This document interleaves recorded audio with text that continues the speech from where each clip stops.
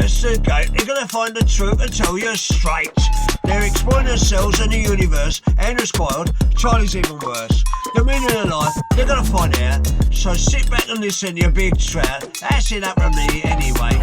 What the bloody hell? They're investigating today. Trees are so commonplace in our everyday lives that it's easy to take them for granted or even ignore them entirely. It's hard to see the majesty within something that we see multiple times a day. But it's precisely this blindness to beauty that has turned our relationship with trees into something exploitative. By viewing them simply as a tool and not a fundamental part of the circular biological world, we have risked endangering both the world that trees live in and our own. So why are trees so vital, and what can we do to save them? Can understanding the biology of trees help humans frame their own lives? Should we view trees as part of our own geography or something external to it? And do the mysteries of trees contain the building blocks for answers to life itself?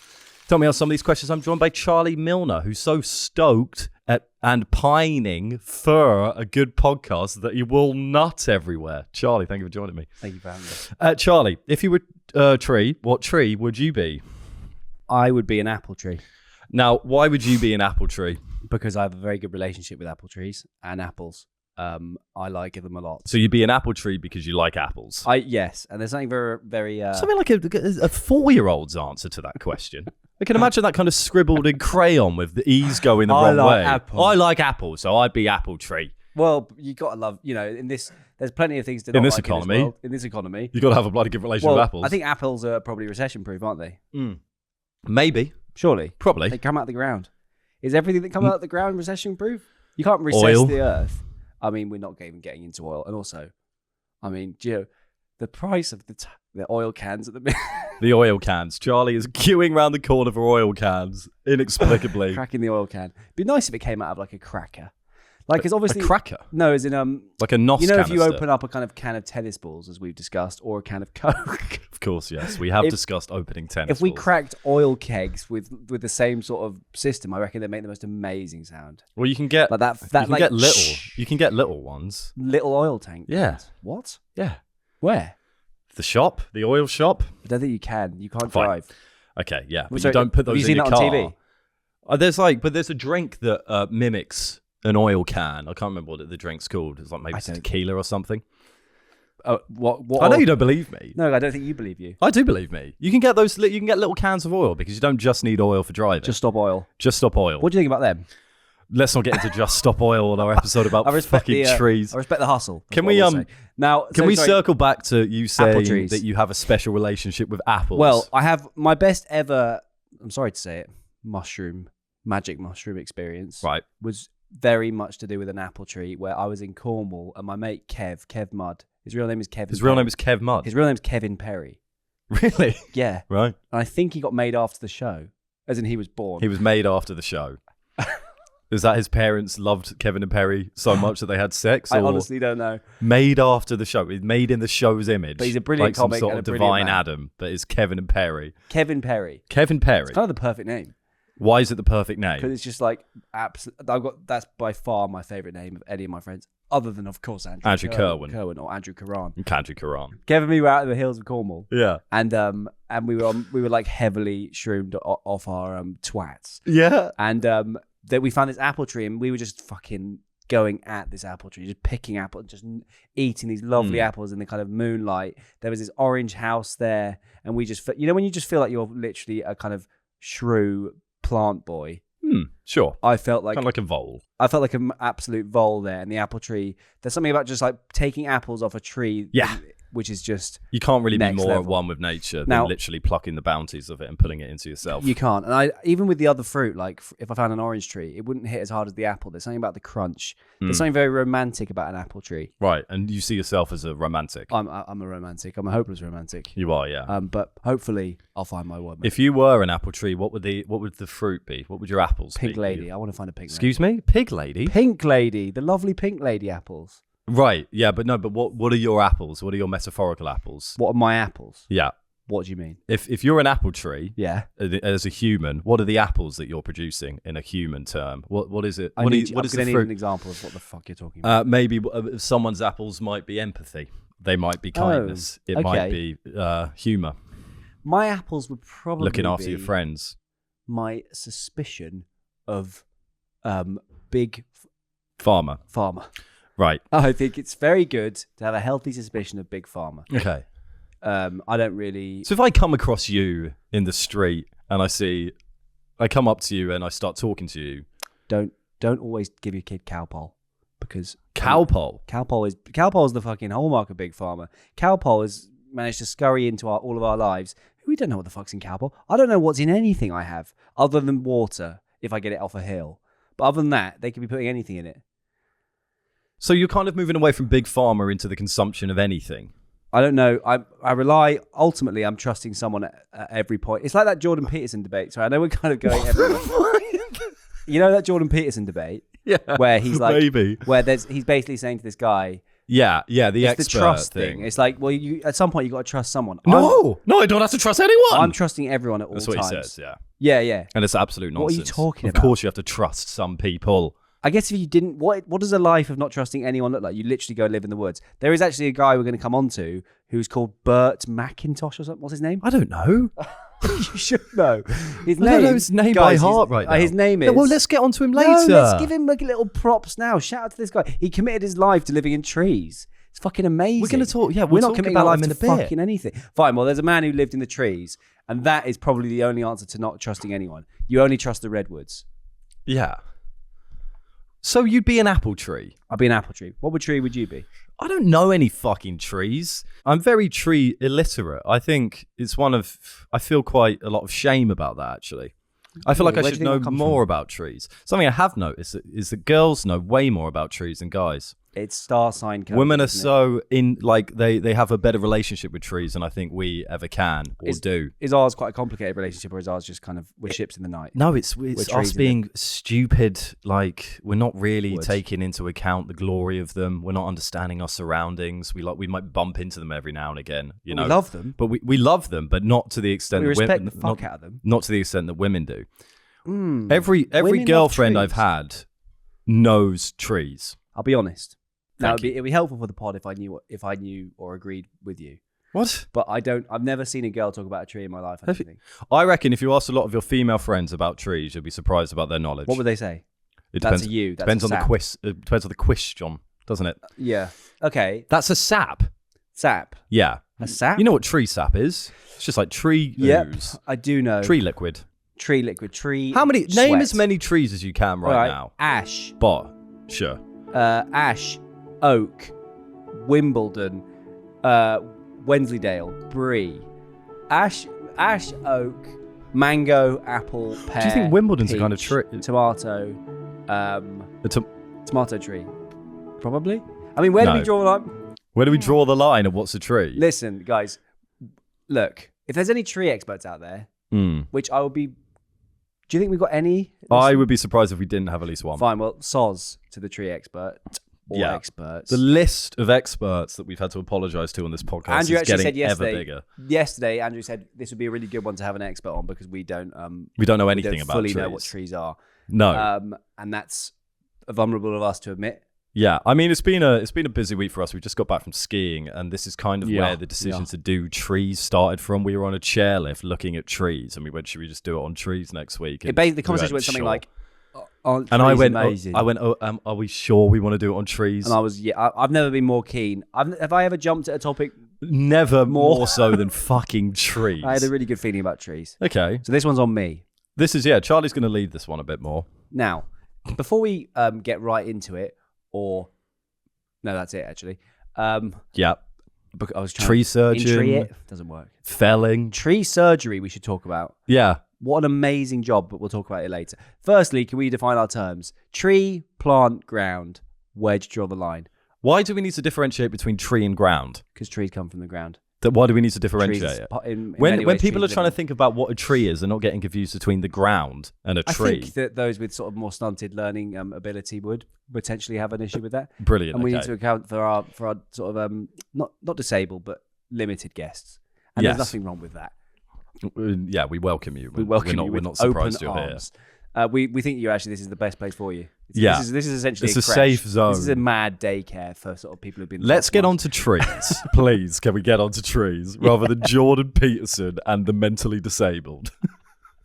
So define what a tree is. Ow! I'm wearing the tightest trousers on the world. You do look like a kind of failed artist today. You walked in and I do. Why you failed? But okay, fine. Successful artist. Really? Yeah, sure. you. You look like a successful artist. These are vegan leather. They're kind of, everything's on the tight side, which is making me laugh. Very tight. It's one of my favorite tops on you. You've seen it before, haven't you? I have seen it before. You actually wore it when you were going to be... Advertising Man. Advertising Man. So Advertising Man is back. And now I'm Mowgli this week. I'm Tree Boy. Yeah, okay. Corporate Mowgli. Corporate Mowgli? Mowgli. Yeah. Corporate Mowgli. Okay. Go on. I think plants versus trees, that is an interesting distinction. Yeah. What defines a trunk, wood, I'd suggest. But there are plants with wood. I've got what plants have wood on them? I guess maybe I've got a wooden plant at home. What's the little kind of I really neglect it. I'm very bad with my plants. I've got one, and it's a miracle that it's still. I actually apologize to it verbally. I'm really fucking sorry. I think that the truth is, trees are massive, plants is tiny, kind of. Do you think that's it? It's a size thing. It's definitely a trunk thing. If you've got a trunk, you ain't a plant. You is a tree. Key differences between plants and trees. I thought you were just chatting to someone. Honestly, at this point, maybe. Key differences between plants and trees. Structure. Trees have a single rigid woody trunk that grows significantly higher than ground level. Rigid. Now, what about our old friend bamboo? Still fairly rigid. Size and longevity. Trees are generally taller, often over 300 feet, and live for over 100 years. Often. You know, I've been to the biggest hedge in the world. I mean, we should bring in hedges quickly. Scotland has the biggest hedge in the world. Biggest in terms of width or height? Girth. Girth. Sorry, it's allowed. That's girth? Yeah, the girthiest. Girth is not reserved entirely for knob. Yeah. You can have a girthy sausage. So thickness. Or a girthy kind of pylon. Right, so it's thick. It's a thick-ass hedge. Okay, right, yeah. And what was it? What was your experience it's quite like? Amazing. Although, to be honest, and I don't know who the confederation is that kind of nominate that. It might be the National Trust or the National I'm Gonna Bust. Yeah. Fuck, I'm gonna National Trust.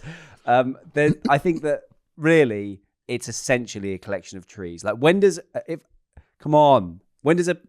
bush isn't a collection of trees? No, but in this case it is the biggest. We'll put a picture of it in there. Right. And it's gonna blow your bollocks off. Okay. Because it's literally it's honestly fascinating. But I think it's a bit of a technicality that it's a hedge because it does just look like loads of trees bunched up together because it's so enormous. How thick are the trunks? Probably non-existent. No, right? They're not that thick. The trunks, in fairness. But bush is primarily leaf, isn't it? It's very many leaves. Yeah, I'm not sure a bush is tall. I don't know why we have to say this in the top, but a bush isn't a tree. It's not. Right, but we're trying to define terms, and you're out here bringing in bushes, suggesting that bushes are actually trees. Trees got a trunk. That's our thing. Happy with that? Obviously, elephants aren't trees. Very good. Or people traveling. Or boots of cars.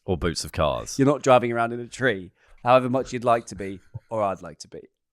Now, can we please climb on up to the other branch in this lovely episode, which is, of course, now, we've got a complicated relationship with trees as people. Do we not? We do. For me, it's very complicated. Why is it complicated? Because we sort of mistreat them. Look, we mistreat them? You know, I'm surrounded by wood right now. I'm looking at some wood over there. That used to be a tree. Brick. Poor fucker used to be a tree. Yeah. I mean, if you're a tree, we are the worst. They probably, when woodpeckers came around, they were like, "You can't get any worse than this." It's like and then we came here. Oh my god! I'm going to make you a table. Massacre. You can become a little. Yeah. Would you like to become a desk? You know what I think? Wait, there's something actually fascinating. Or a flute, a recorder. For example, sawdust and wood shavings are commonly used for animal beds.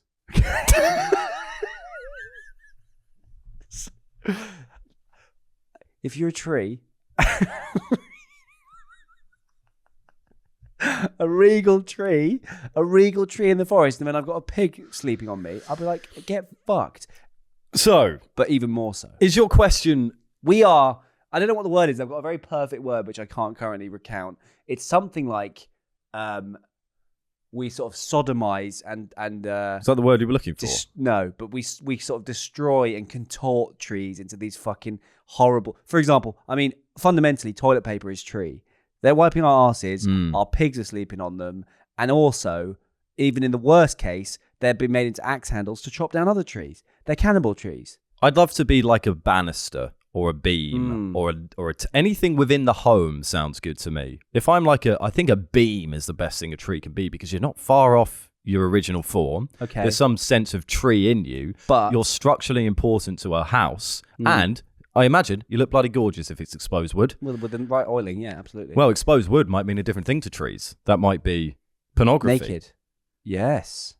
Might be pornography. Pornography. So an exposed sapling would be child pornography. Oh, for God's sake. Jeffrey Epstein. Jeffrey Epstein. Doesn't work. Not massively, but it's not far off.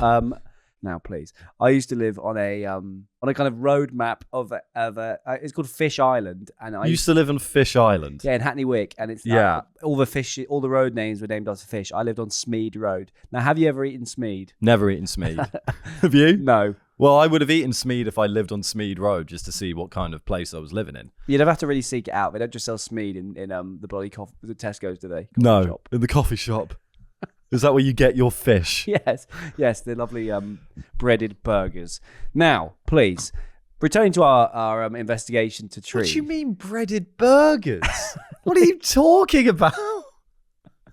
Like breadcrumbed fish burgers, like fish fingers, but they're circular. Right, let's get onto some safe topic here. Let's get on. Pick one of your things that you want to do, and let's actually do that thing. Well, rather than going on insane segues. The topics we have discussed thus far this episode have been absolutely nonsensical. This is our most nonsensical start, and what a surprise that it's during the episode about trees.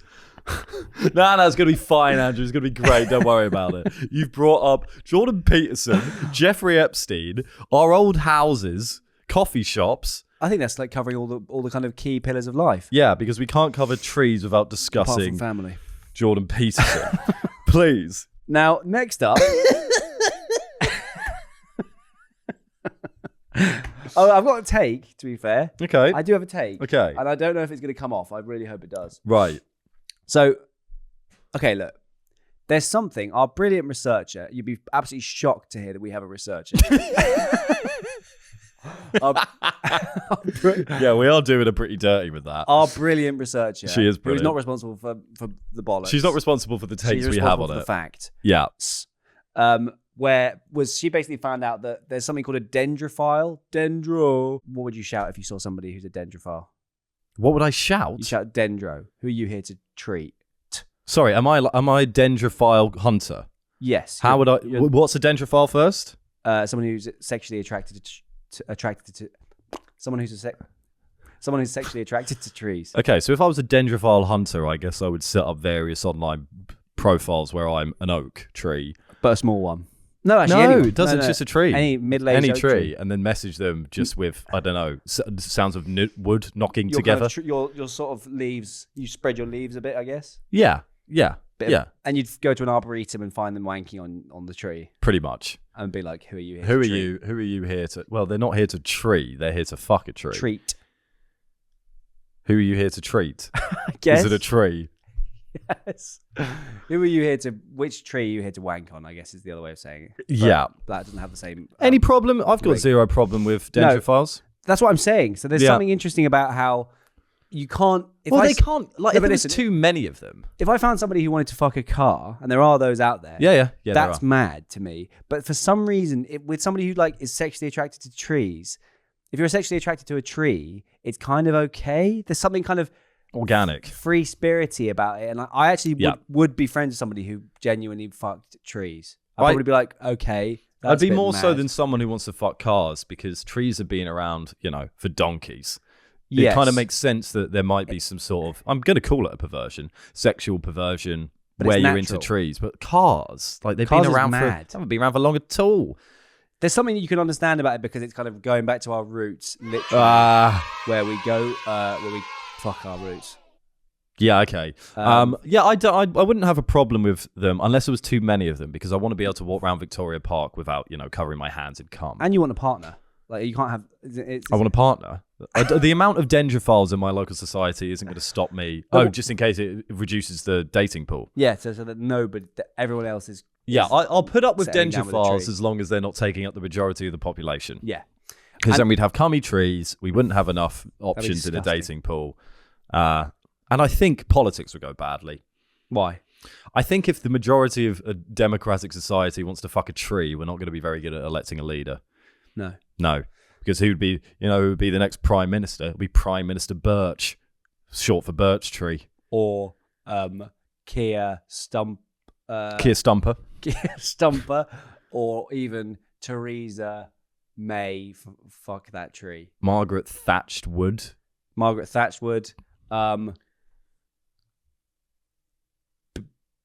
Birchis Johnson. Willow Smith. Okay. My take is right. Is that basically, Do you want a little jingle for your a big Charlie Tate moment? My take is, there's a kind of contradiction in the sense that if I saw somebody there's a contradiction whereby if I saw somebody fucking a car or a dog, fuck yeah, I'd be like, big difference. No, I'll be like, that's horrific. So, but I'm not putting listen, car and dog. Fine, okay. but just say car or dog. Yeah, couldn't resist. If I saw somebody doing that, I'd be like, what are you doing? If I saw somebody fucking a tree, I wouldn't stick around to watch it, but I'd be like, fair enough. Yeah, you said this. Yeah. But equally, so that we kind of, in a way, we don't really care about the tree in that sense. We're not safeguarding the tree there, but equally, they're this kind of holy, amazing, tree-beardy, wise thing. Is it kind of a contradiction where like we revere them like that, but we'd also let somebody fuck one? Like, should we not be protecting these amazing things from some guy shagging them? This is why the dog car is confusing. The reason why fucking a dog is worse than fucking a tree is because the dog is living.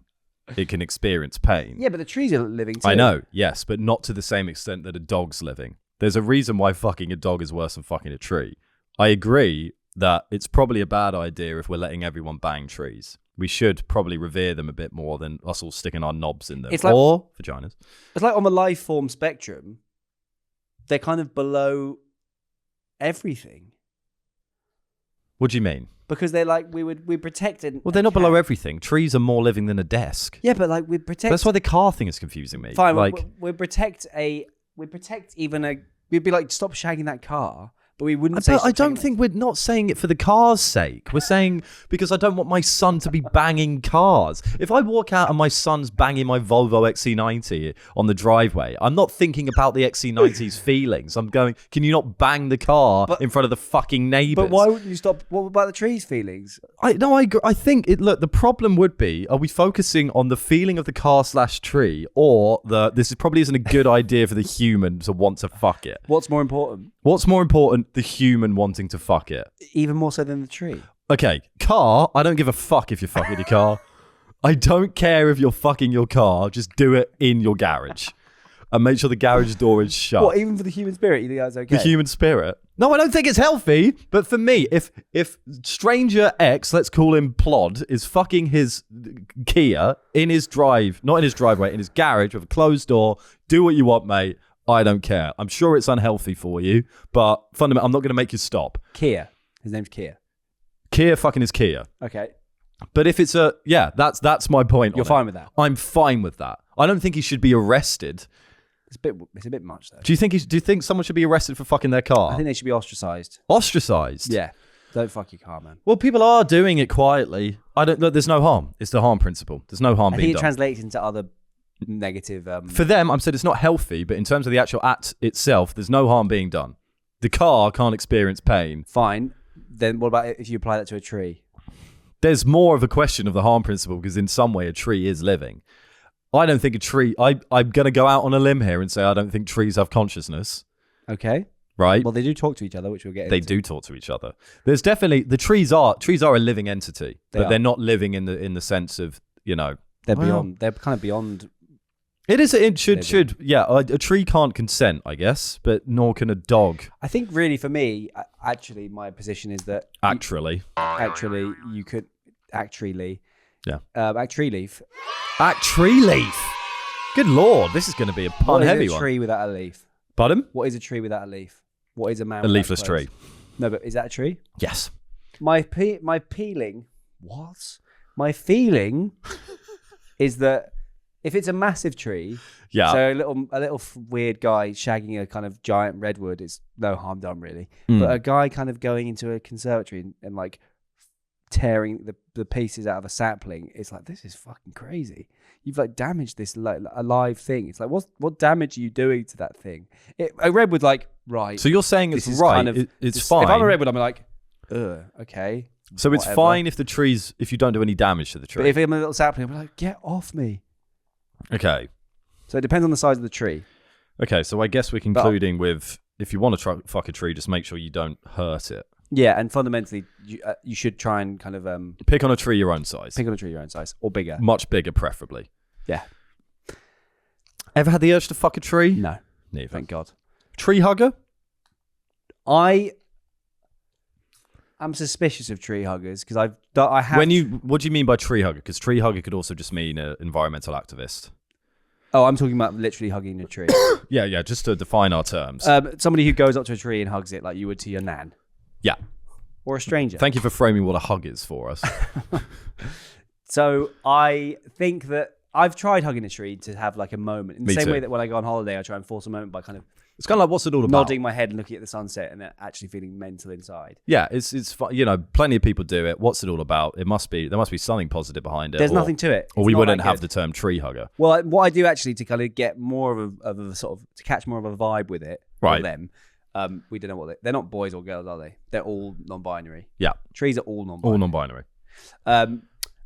I just put my hand. Non-binary tree.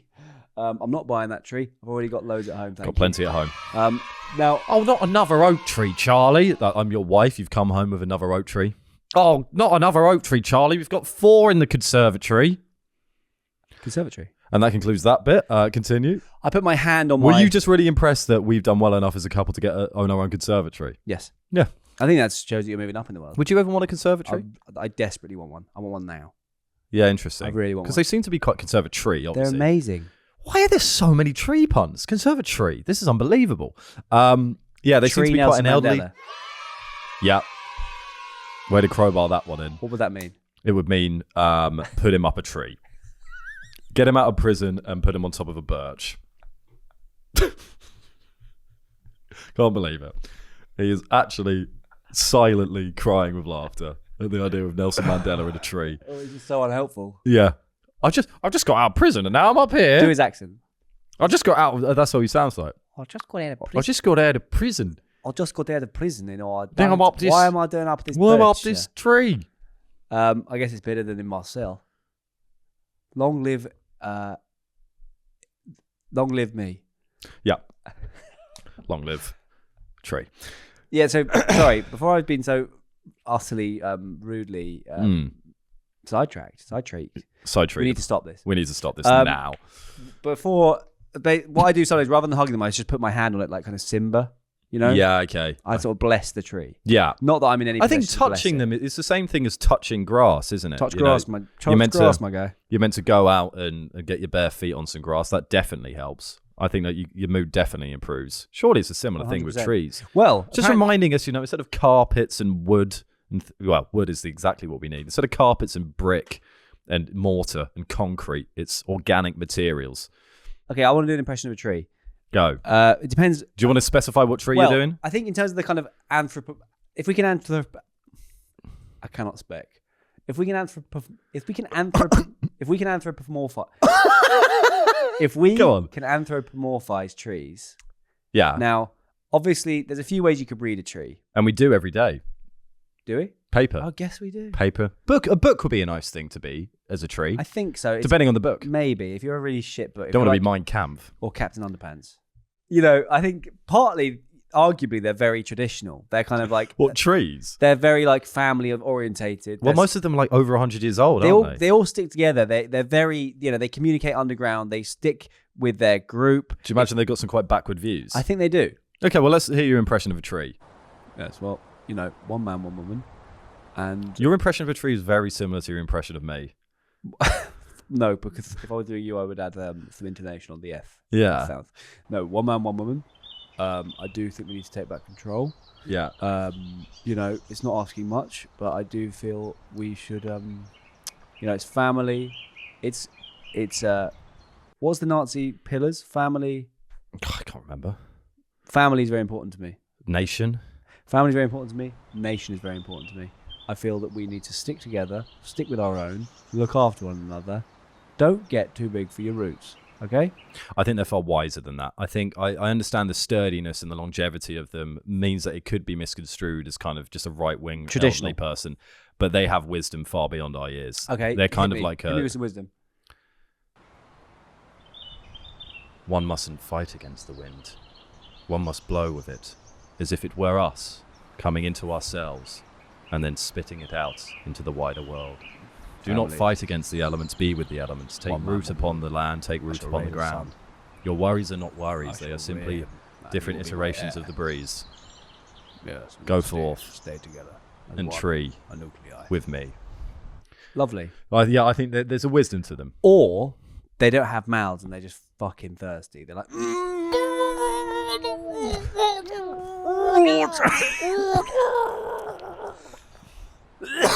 Well, depending how thirsty that they really are. Some trees aren't thirsty, some are, depending on the standard of the tree. do you think cacti are kind of the fucking hardest? Yes! Cacti don't give a shit. Yeah. All the Venus flytraps. They're pretty They're mad. plants. Fine. So cacti are tree. No, they're plants. But they're not far off. They're close to a tree. You are right. So now we're going to climb our way up the tree to the Thinker's Corner branch. It's a Thinker's Twig today, and we're sitting on the Thinker's Twig, and we've invited lots of the greatest and best minds that have ever lived and ever will live again into our little tree hut branch thing. Are we in a tree house this episode? Maybe Right now. Yeah. No, I think we are. No, we're kind of loggers, but we're good loggers. We're felling trees. That feels a bit. No, we're I don't think we we're should be tree destroying climbers. No, we're trees. just swinging amongst. We're in a redwood forest, swinging Just about. cutting down trees No, willy-nilly. we're not cutting anything down. So we're just swinging what? Swinging on ropes. Oh, okay. We're like Mowgli. Mowgli, isn't it? It might be Mowgli, but that's feeling really wrong. Mowgli. What do you mean it's feeling really wrong? It doesn't sound right coming from you. What do you think? It's like racist? No, it just sounds wrong. It might be right. I've always heard Mowgli. Mowgli. Mowgli. Sounds too much like bogey. So here we are in Thinker's Corner, and as ever, we're going to start off with some quotes. And this week, it's going to be quotes about trees, as you'd imagine. Well, you know what? Actually, no. We're in a treehouse. We're surveying. And we're back to the treehouse. We're surveying the canopy. It's one of those treehouse. really. It's a treehouse with like lots of different rooms, and we're now on the second floor, and it's Thinker's Corner. It's Thinker's Corner room. We're in the corner of a tree cabin in a fucking tree. Yeah. And as ever, we're going to start off with some quotes from some of the greatest things that have ever lived. Who we got in the treehouse? Today, we're going to bring out the Lorax. Okay, a big tree guy. A big tree guy, maybe one of the biggest tree guys on the planet. We're quite intimidated by him, I guess. We are, because we know This guy knows nothing. his shit. We know nothing about trees, but This the is like Lorax. the sort of Albert Einstein of trees. Steen? Oh, Stein. Albert Einstein. So here's the Lorax. Please take it away, the Lorax. I speak for the trees have no tongues. Thank you, the Lorax. fair enough, and we respect you heavily. Ever you seen the Lorax?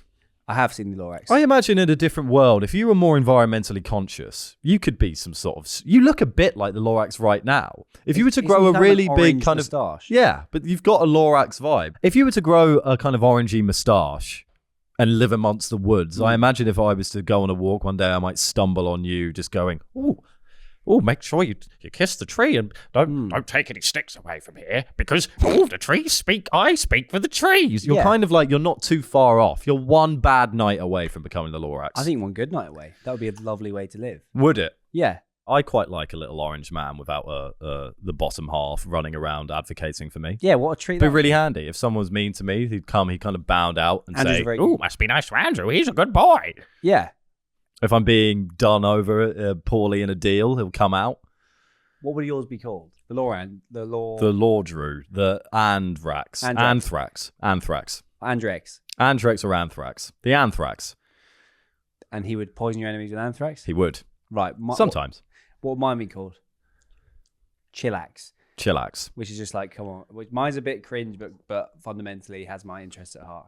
Of course he has. That's the only thing that is important in this bit. So what have you done? You've done something. I've insulted an old woman. Right. And he's like, And she's really up. She's crying. Her neighbour's kind of consoling her and being like, "What is your fucking problem? Why would you speak to her like that?" Yeah. And then the chillax comes out and he's like, "Irritating good." He's like, of course he's Jamaican. no, he's not. He's just putting on the accent, which is he's actually from Kent. He's like M. Dot. Yeah, okay. He's like irritating good, and then I'm like, "Don't talk like that. People won't. It's not charming." And then he goes, "Hello, look, he doesn't mean it, and he's actually very like just take it easy. Do not worry about him. He's very misunderstood.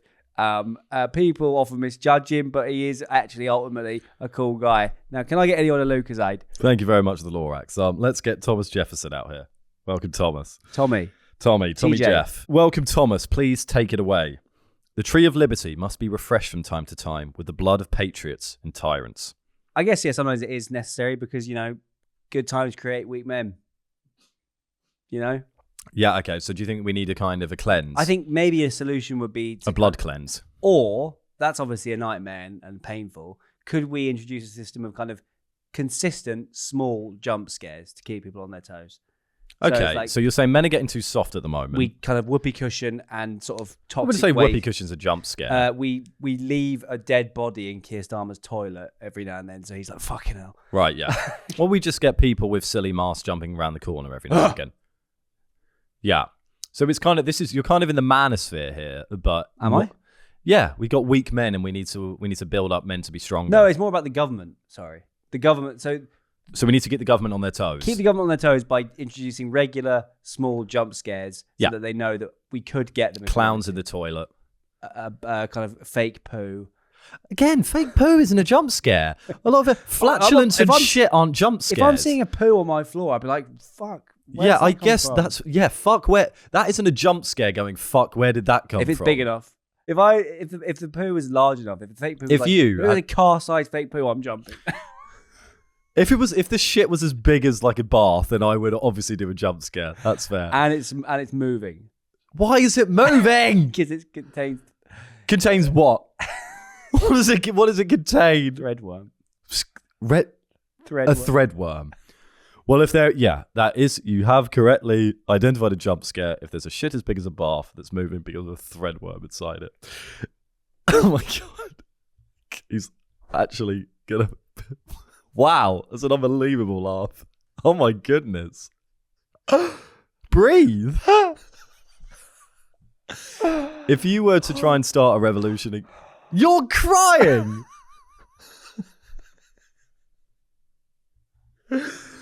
If you were to start a revolution against the government... head.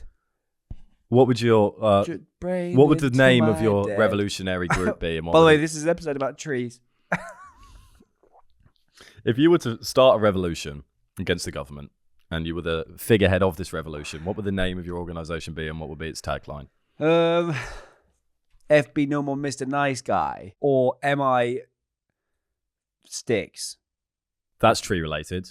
MI Sticks. What do MI Sticks do? We go around, we got pitchforks made out of mahogany and we all wear sunglasses and we're coming for you. And your slogan?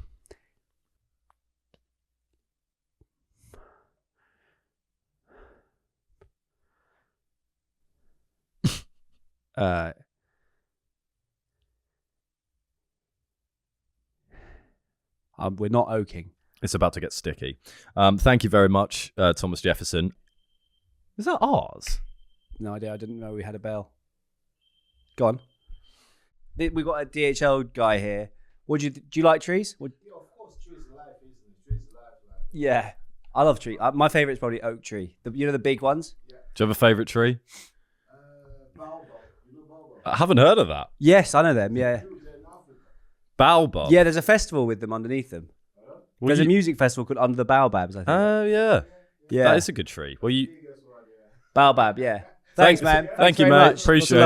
Appreciate it. Well, he knew a lot more about trees than we do. Yeah. Let's get out Rabindranath Tagore. Welcome, Rabindranath. Welcome, Rabin. Take it away. The one who plants trees knowing that he or she will never sit in their shade has at least started to understand the meaning of life. Gorgeous.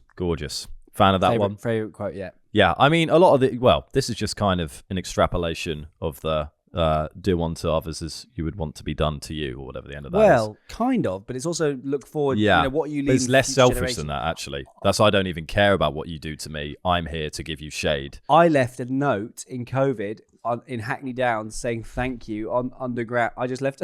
Underground. So you left it. You went to Hackney Downs. You dug a hole and left a post-it note underground, then buried it, and it's still there to this day. What I did don't the know. note It might say? have been dug up. It said thank you. Thanks a lot. Where did you actually leave the note? In the park, in Hackney Downs Park, Where? under like some ground. Did you actually dig a hole and leave a note in there? Yeah, in COVID. Yeah, Why would you dig a hole? just for someone to find it. Be Why like- wouldn't you put it on a tree where someone could find it? because I want someone to find it in like a few, like 20, 30 years. And it just said thank you. Yeah. Thanks a lot, I think is what it said. Thanks a lot. So it wasn't to the park workers. It was to a random person who you just wanted to thank. Yeah. So it's a bit like that. So you're pretty close to the meaning of life, aren't you? Fully understand. Yeah, well, that's enough from the quotes. It's now time to dive into some of the more trunkier sections of Thinker's Corner. Okay. Okay, so there is a big, well, it's You're actually, serving trunk. so there's actually a bit of a competition for what the world's biggest tree is, because how do you define a big tree? There's many ways to skin a cat, and there's many ways to define the size of a tree. Here's one of them. Pando is his name. Kung Fu Pando. Kung Fu Pando. Panda, It's the well, slowest Kung Fu. Pando's causing pandemonium in the tree community given its colossal size. So you might think, if you're a fucking idiot, you might be like, wow, what's the tallest tree? What's the biggest tree? Probably the tallest one. Nat. What about girth? What about width? What about bushiness? What about leaf size? There's many ways to define a tree size. Well, leaf size is obviously not the. If you're defining how barometer. big a tree is based on how big the leaves are, then you're a moron. You've gone potty. You've gone gone pottery. You've gone pottery. But Pando has skin in the game to be the biggest tree in the world because it's many, many different trees. Many men. Many trees. Many trees. So Pando is a male. It's a male. Yeah, that's interesting. Weird. Pando is a male clonal organism. What he is essentially 47,000 stems that appear to be individual trees, but are genetically identical parts of a single tree connected by a huge underground root system. We've got a picture of Pando up here. I mean, So that is mad. all of those trees there are technically one tree, I imagine, because they're sharing the same underground root system. Yeah. So they're different expressions. They're all Pando. It's kind of like a hive mind. What do you think about that? I would imagine that Pando's got some sort of identity issues. Yeah. Like who really am I? And what am I all about? Well, I'm hither and thither. yeah, kind of- I'm neither here nor there. What the fuck am I? I'm over. Yeah, if I was 47,000 people, My head would be all over the place. I'd struggle to know myself. Yeah, and I can't really talk to anyone because I'm all me. But I wouldn't really be 47,000 people. I'd just be like 47 limbs, technically, of me. Yeah. But at that point, I'm not going to call that the biggest tree in the world. No, well, I think a bit of common sense needs to come in with this. If you're like, well, actually, there's a tree that has 47,000 trees, I'm like, I don't care. the vastest organism in the world is maybe more a better. Yeah, it's the vastest tree organism. because a tree For in my me, head is like come one. on. It's one.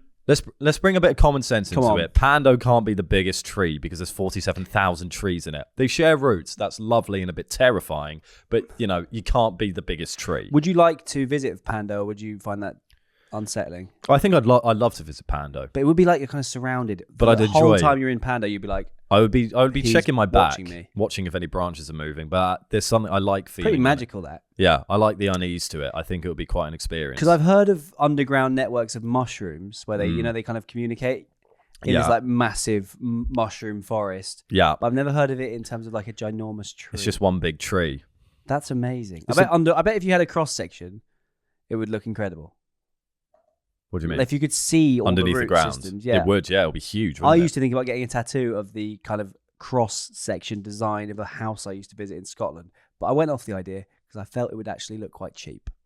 Oh, there you go. Good to see that Pando's inspiring lots of things in this world. Maybe that's what we can learn from, though. I think Pando's the biggest tree lesson that humans can learn from. Which is, There might be many of us, but fundamentally, we all share the same roots. yeah, like We're all England. human beings trying to live on this world, trying to find love, trying to find happiness, trying to find safety, security. It's not easy. It's not easy, but if we realize actually that we're very all hard. part of the same fucking root system, then look at us shine. Happy with fucking Pando? Any Yeah. more on Pando? You were quite excited about Pando. I thought about root canals, but it's nothing to do with this. Well, the tallest tree, apparently, I've got it here. Right. If you're interested, Right. is it depends if you go girthiest or tallest. There is the world's biggest tree is given to the General Sherman tree, a giant sequoia in California. It wins this title by volume of wood, apparently, which is 1,486 cubic meters. Big tree. The trunk alone weighing nearly 1,400 tons. Now, if we can put that in a metric that people understand, let's find out the weight of Wayne Rooney. Why would you do Wayne Rooney? Or I imagine about 12 stone. Or no, let's think of somebody, or the weight of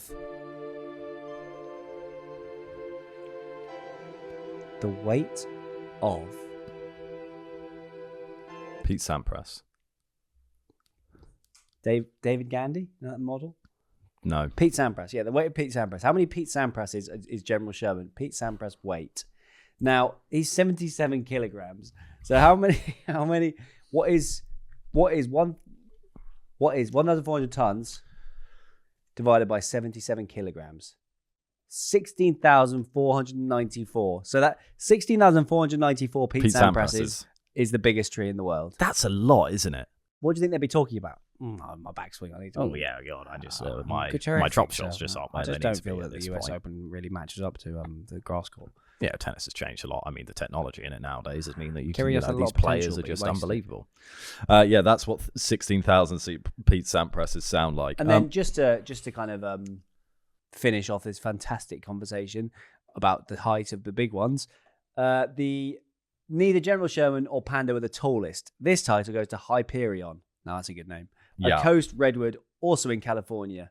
Hyperion stands at 116 meters tall. Now, Tall. 116 meters. Let's put that in perspective. How tall is the tallest dwarf?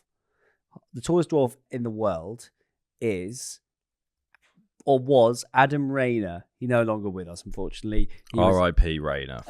He was around. He flew too close to the sun Mm-hmm.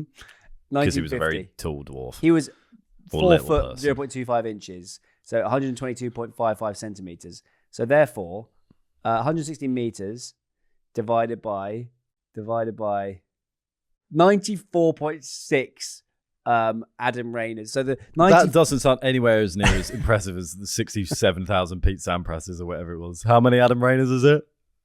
How many Adam Rayners?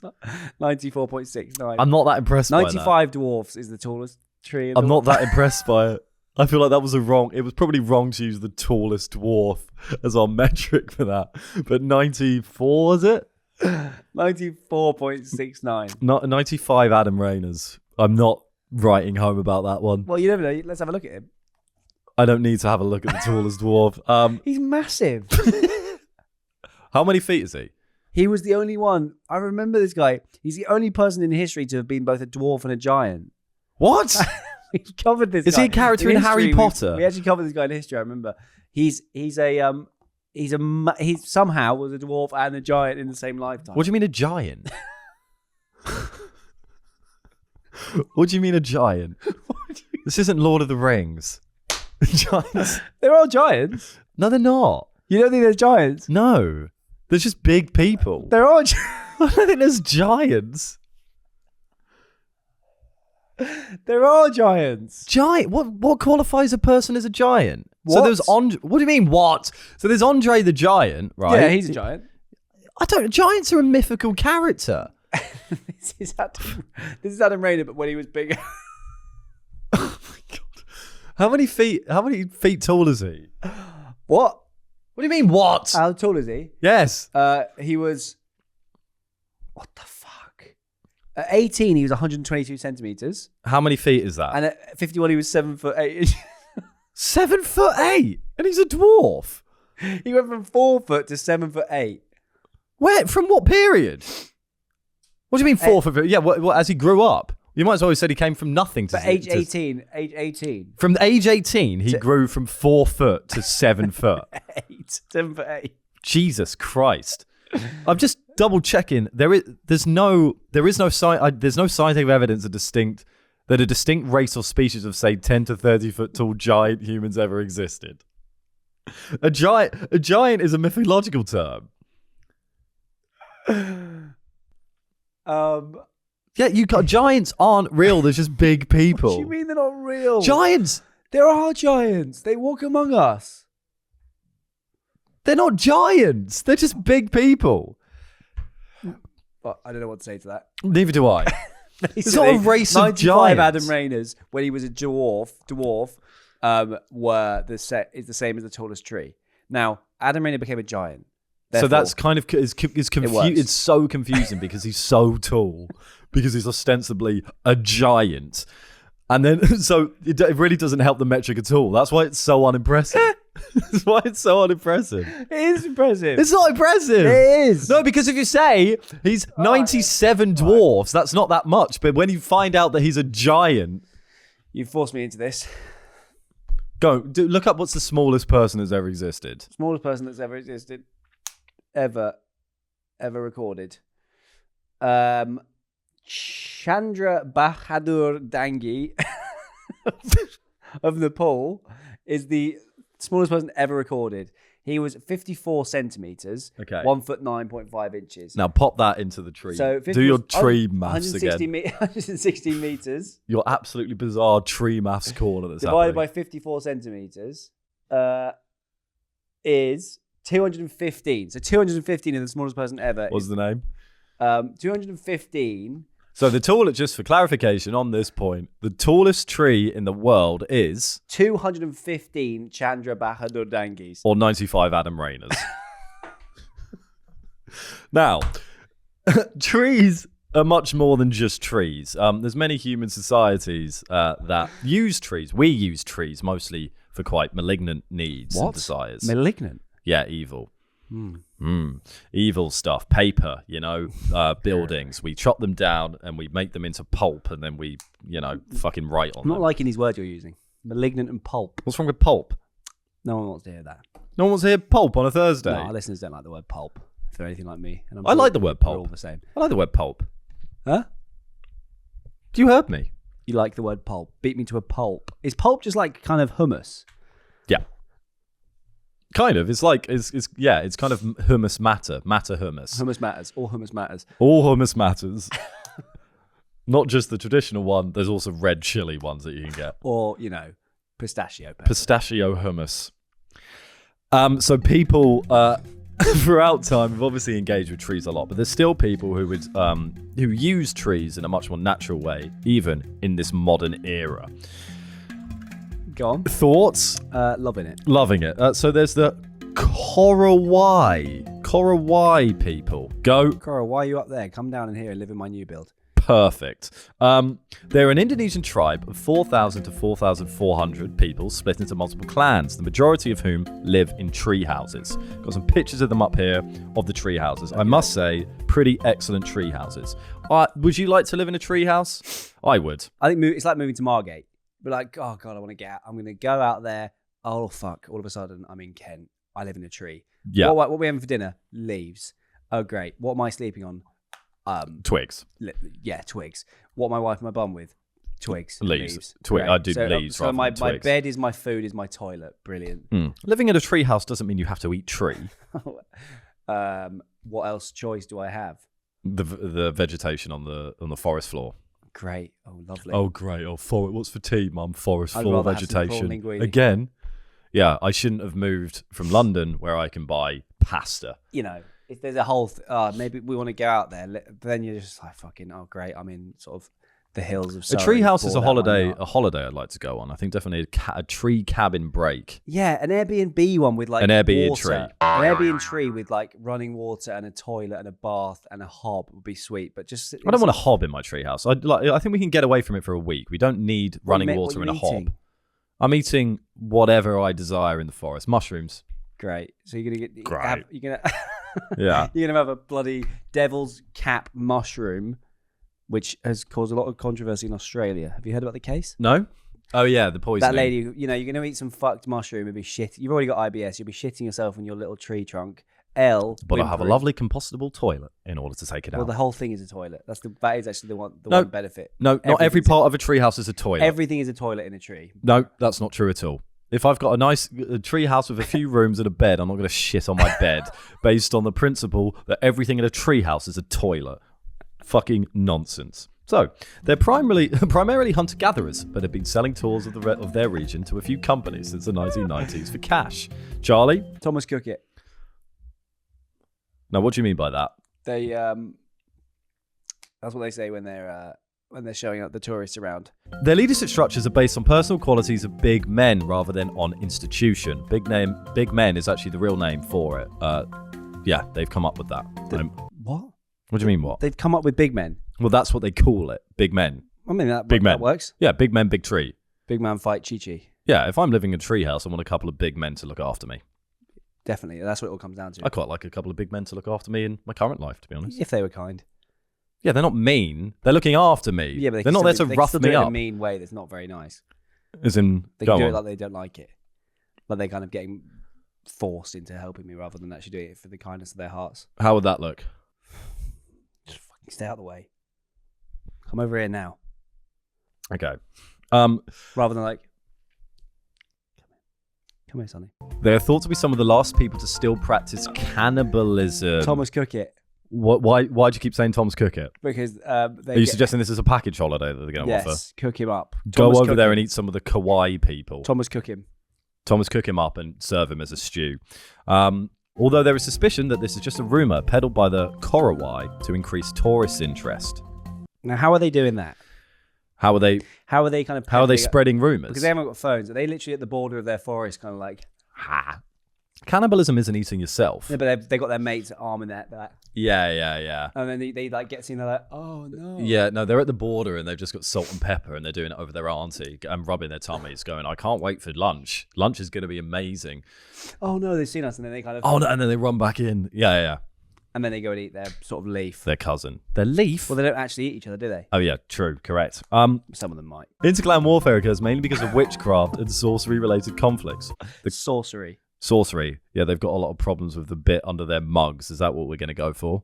Or ketchup.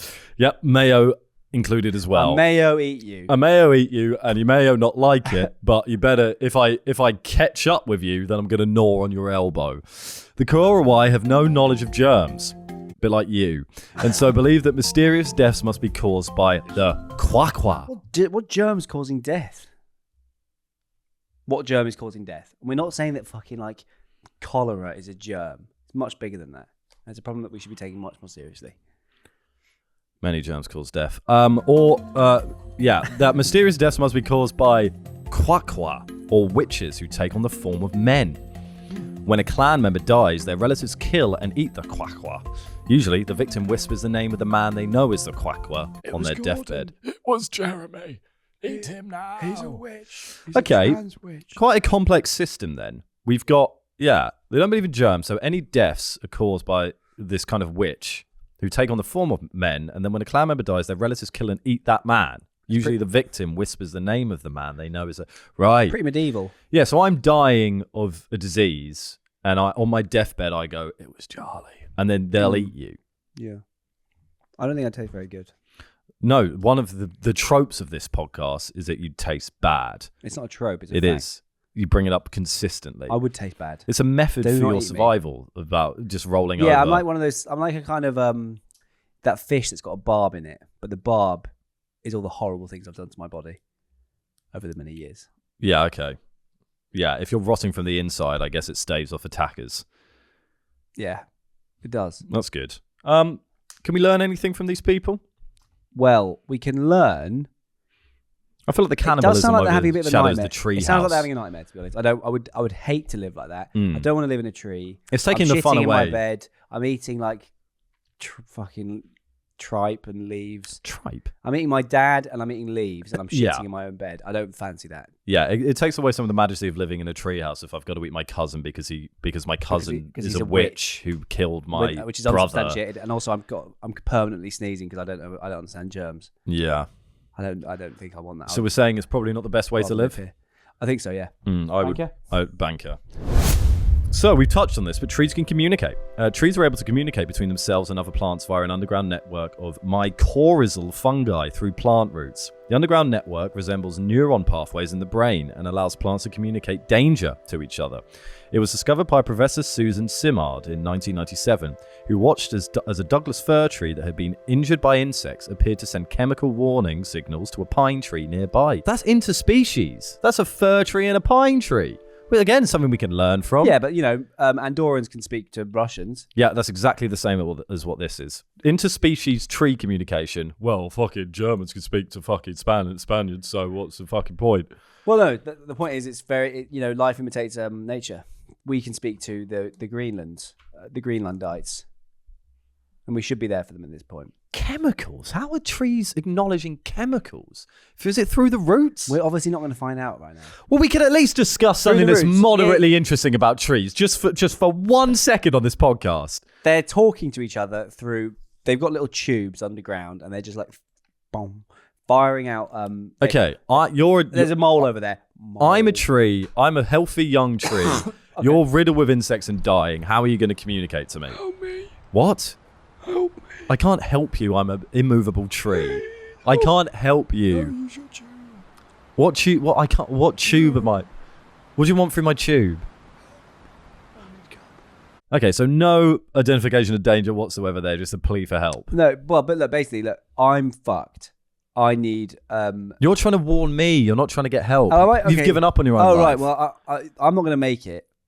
I'm not going to make it. Oh no, why? What's happened to you? I've been infected. By what? A mole. There's a mole. There's a mole. So I need to avoid the mole.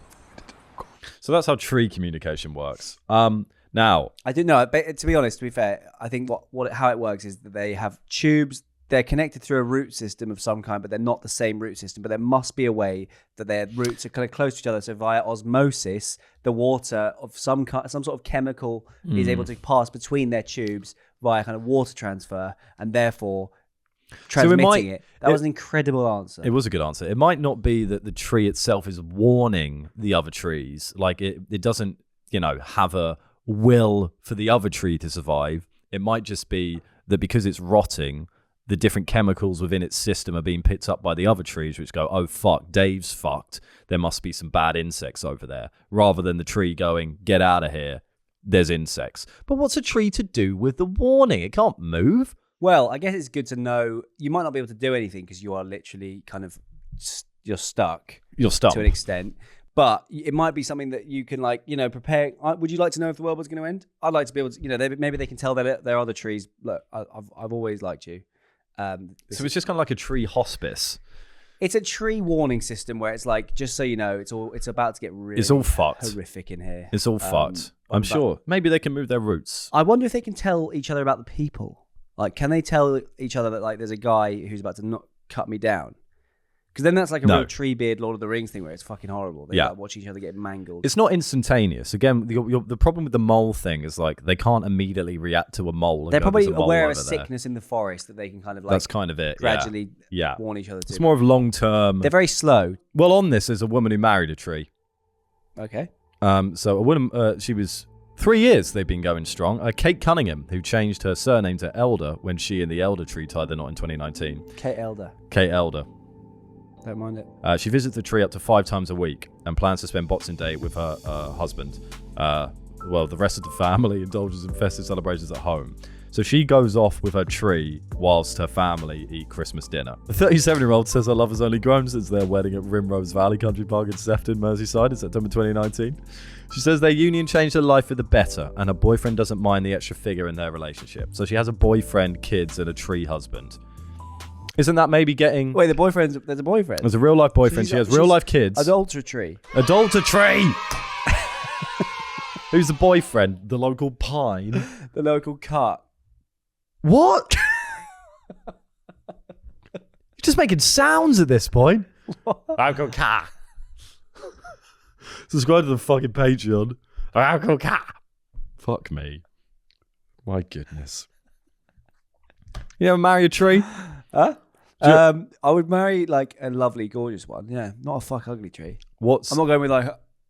What like tree is that? It's a little stump of a tree. Yeah, you're not going to marry a stump, but you'll marry a what? I'll marry a beautiful birch. Now, on a similar vein of You a trees, sexy birch. Oh, she's a sexy birch. Damn, she's a sexy birch.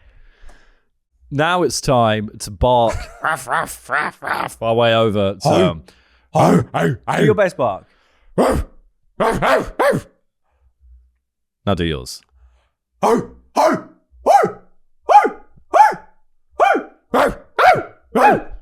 our way over to Patreon Valley. The Valley. Is that what it's come to? The Valley. Is that what this podcast has come to? Yes, on our episode about trees, this is where this has come We're to. barking. Yeah, we're barking up the wrong tree. Absolutely dazzled by that. He's confused. What's he going to come out with? Really soul searching about that bit. And his response is, I ain't no tree. I ain't no tree. The valley is bountiful with gorgeous, lovely trees. People have moved for a brief period. Everyone's moved into tree houses. Yeah, and in the honor babies of of Tree Week. The Patreon Valley residents, their babies are small plants, which will become trees, saplings. Trees, saplings, and the pets are plants. So yeah, it's really nice in the valley at the moment with all these trees. Mount Ron has become a kind of massive baobab tree. Yeah. For the week. I think Mount Ron should stay Mount Ron. There might be different. But there's lots of vegetation growing on Ron. There's lots of vegetation going on, Ron. Well, speaking of Mount Ron has a question. If trees were made of meat, what tree do you think a chicken would be? Lamb shoulder. Wait. Yes, because of the forest of lamb shoulder trees that are everywhere across the nation. What tree would a chicken be? It's an incredibly confusing question. I don't understand that. If trees were made of meat, what tree do you think a chicken would be? So it would be like an elm tree. Hang on. A If trees pine. were made of meat, Yeah. so the trees are like lamb, but the chicken is there. But that doesn't make sense because the chicken should be like what chicken would a tree be? Yeah, I mean, in fairness, Which tree would be chicken? Is it's what it should be. It's the most nonsensical round of Patreon questions we've had, but that's what you get when you do an episode on trees. What does that? I really don't understand that. Okay, I'm going to go with an oak tree because I don't know that many trees. An oak tree is not chicken. An oak tree is beef or lamb. It's like one of the main event trees. Chicken would be more of a kind of A birch. I think what's like a classic a pine. I think a pine because pines everywhere. It's a very very very silly question, Ron. Did you ever wonder why broccoli looks like a small green tree? Yes. You wondered why? No. So it's a no now. Why? Did you ever wonder why? Did you? I wondered why and how. What answers have you come up during your wondering of why and how a broccoli looks like a tree? It's kind of what did you come up with? Model village sort of Duplo sort of. It's like a model village Duplo version of a tree. It's a perfect tree if you had a kind of small little train set. Just put a bit of broccoli. If you've got a train set at home with your little one, rather than spending umpteen pounds on, rather than spending umpteen pounds on, fucking vegetation that's made out of plastic, just grab a broccoli from the shop and sellotape it to your train track, and it'll literally look like a tree, and you can eat it afterwards. So, for those of you that are I'm a Celebrity aficionados, and I like to tune in every now and again to witness Ant and Dec doing. You think Ant and Dec are the best? Of course, if you don't think Ant and Dec are the best presenters that have ever fucking lived, then you don't have good taste because they're fantastic. But they make jokes about the trees in the wide shot looking like broccoli because they do look like little broccolis. It's amazing that. It is. It's not. It doesn't startle me. It does startle me. There's no other example. It's not like broccoli isn't like that far away from a tree itself. But it's not like chicken nuggets are the perfect shape of a chicken, are they? Now, why is broccoli different from chicken nuggets in this situation? One of them is actually mashed up chicken beak in McDonald's that we've made into some sort of biteable piece of horror. The other comes directly from the soil. My friend went to, by the way, I won't be able to recount this story perfectly. My friend went to McDonald's and got really scared because apparently all the lights were off. Nothing worked. Was it closed? No, it was on. What do you mean nothing worked? The screens were, nothing was working, and apparently everybody in there was 10 people with their heads face down on just like the kind of tables like this. It was like some Shaun of the Dead. What? McDonald's. Shaun of the Dead McDonald's. Apparently it was the scary. lights were off. Nothing was working. The lights were sort of dimmed in this weird way. And everyone was just there with their head on the table. Yeah, and apparently it was terrifying. And he, of course, that's terrifying. When did this happen? A year or two ago. What did he leave? Yeah, he left and then didn't finish his McDonald's because he thought someone had like spat or pissed on it or something. So now it's time to route our way over to Peace's pasture, which is looking lovely as ever. There are not just plants there, though. Now there's some oak and maple trees, which are kind. A willow tree. A willow tree is kind one lovely willow. One lovely willow right in the middle, and its leaves are kind of kissing the plants. You know what gets me going? A massive tree in a kind of big country house with a huge tree in the garden. Yeah, I love that. Willow tree specifically. A willow tree in a big. You can go house reading under a willow tree. There's something nice about having a huge tree next to in a house garden. It's like it shouldn't be there, but it's such a luxury. I think it should be there in the garden. I think that's exactly where trees should and can be. In that case, I don't see trees in the garden and just go, wow, you shouldn't be there. Shouldn't be there, should it? No, a big one. Unbelievable that tree is outside. That we've built a house near a tree. Even better would be a tree inside a house. Unbelievable that tree is there just naturally. Would you like a tree inside a house? Yes. Like going throughout the middle of the house and the banister is snaked around it. Fucking amazing. Should we try and make that happen for ourselves? When we move in together, inevitably move in together. Just codependent fucking idiots. Tree house, but like the modern touch. Well, it's more like house tree. It's a house tree. It's a house. It's house tree. It's not a tree house. It's a house tree. The tree is secondary to the house, but it's fundamentally part of it. 100%. You'd love to. And like what the staircase goes round the tree, get fucked. Like Bridge to Terabithia. Yeah, just like I want to live in Bridge to Terabithia. So as ever, we're going to finish off this episode, if you can call it that, with some pieces that we've written about trees. This week is no different. And I'm going to kick off the pieces this week with my piece, which is called Trees, and it's by me. Two proud oak trees stand next to each other in a small forest. They're about 20 feet away from each other. Morning, Phil. Morning, John. You have a good sleep? As always. You? Absolutely delightful. Or I might even say, I slept terrifically. That is good. Come on, give me a high five. 3 days later. 1 year later. 5 years later. Another year later.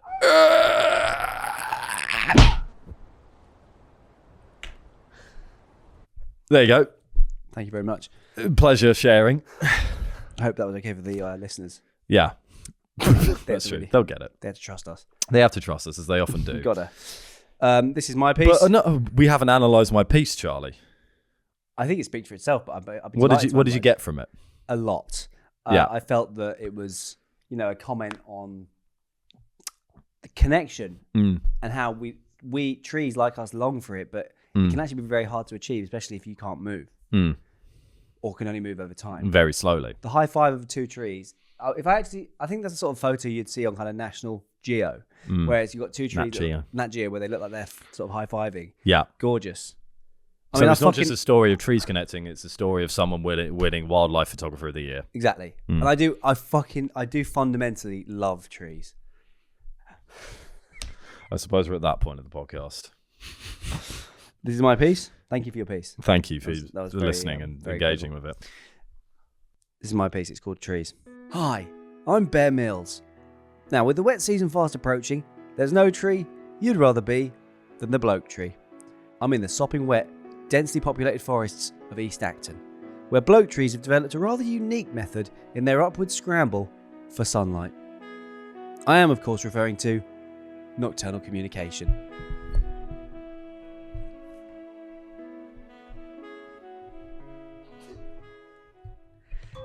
Having spent the rest of the day alone, I've returned with my crew under the cover of darkness to get a piece of the action. Now, we've got to be super quiet. Shh. As I listened closely, I began to hear the bloke tree's chorus for the very first time. Fucking hell, I'm roasting. I'm fucking freezing up here. I fucking love her, man. I know you do, man. Starving. Who farted? I love her. The bloke tree's unique methods allow them to exchange nutrients, alert for predators, and lend each other fibres. Thank you very much. A wonderful piece as well. Again, another comment on the desire for connection. It's a Men need to talk. male mental health piece as well. We do. How does that mean that they're better at getting light? I think it means like, through talking, obviously they need to open up and it takes a lot for them to do that. But eventually they'll make space. Talking allows us to grow. It does. We can't Communication is all be stoic oak trees. We need to connect. Both of our pieces were kind of about connecting with other people in the world And go back to our roots. and growing stronger because of that. What does that? What does that mean? That is Brilliant. us connecting. You have to. Yeah. It's true. That's us connecting. Brilliant. But seriously. But on a serious note, Yeah, no, I couldn't agree more. I think it's about connection. Sorry, I've really gone. It's about connection and connection and growth. keeping it simple, connection, and staying out of each other's way. That's what we got to do. We're We can learn stronger. from the trees. We're stronger together. Charlie, what have you learned this episode? I've learned that there's nothing necessarily wrong with having a romantic relationship with the tree as long as it's a big enough one so as not to harm its structure if you are making love with it. It's not for me, but I won't judge you as much as I would if you were snogging a lorry. Yeah, I suppose I've learned that you're far more inclusive about people having sexual relationship with a car than... I don't know. I don't want... no, sorry, the opposite. Yeah, I'm- of course. It's natural. It's something... There's something like fundamentally natural about it. Yeah. Although for some reason... I don't know why you're so anti-car fucking, though. I think it's just odd. Yeah, I guess tree fucking isn't, But I think we can learn a lot from trees. It is definitely better. I'd be way happier if my son was fucking trees than cars. I agree with that. For sure. Because it's like, okay, I can sort of relate to it. Yeah. We all came from a tree. What I've learned is that we need to balance the romanticization of trees with the practical nature of them. Right. In what sense? I think they can be both practical and ethereal beings. They're important to... I've learned fucking nothing. I've got nothing to say. I don't know what we've been doing for the past fucking ages. But we've had a lovely time discussing trees. We have. I hope you've enjoyed this conversation about trees as well. Trees. Love you, Charlie. Love you too. See you next week. It's Henry and Charlie investigate. They're gonna find the truth and tell you straight. They're exploring themselves and the universe. Andrew's spoiled. Charlie's even worse. The meaning of life, they're gonna find out. So sit back and listen, you big trout. That's enough from me anyway. What the bloody hell? They're investigating today.